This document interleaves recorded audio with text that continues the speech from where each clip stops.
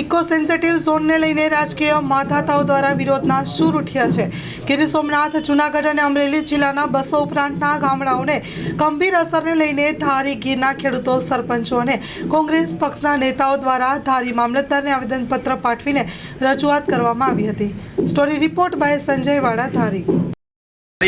Yard મુકામે આજે સમગ્ર વિસ્તારમાંથી ખેડૂતો, આગેવાનો અને સ્થાનિકો ઇકો સેન્સિટિવ ઝોનના વિરોધમાં આવેદનપત્ર દેવા માટે મામલતદાર કચેરીએ જવાના છીએ.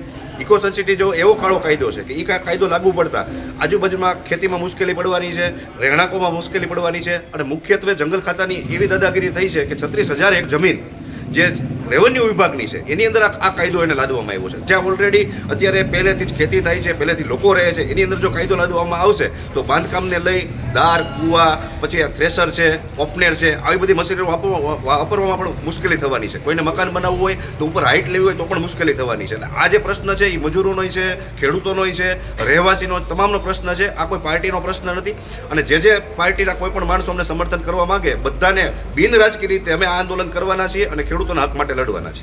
જી, આપના મુખ્યત્વે મુદ્દાઓ ક્યાં છે? મુખ્યત્વે મુદ્દાઓ એવા છે કે વન વિભાગની જે સીમાઓ છે અહીંયાથી તો ઘણા કિલોમીટર દૂર છે, તો પછી રહેણાંક વિસ્તારમાં જે વર્ષોથી વસવાટ થઈ રહ્યો છે, વર્ષોથી ખેતી થઈ રહી છે, નાના મોટા ઉદ્યોગો છે, ત્યાં આ કાયદા લાવવાની જરૂર શું? એની કોઈ જરૂર નથી.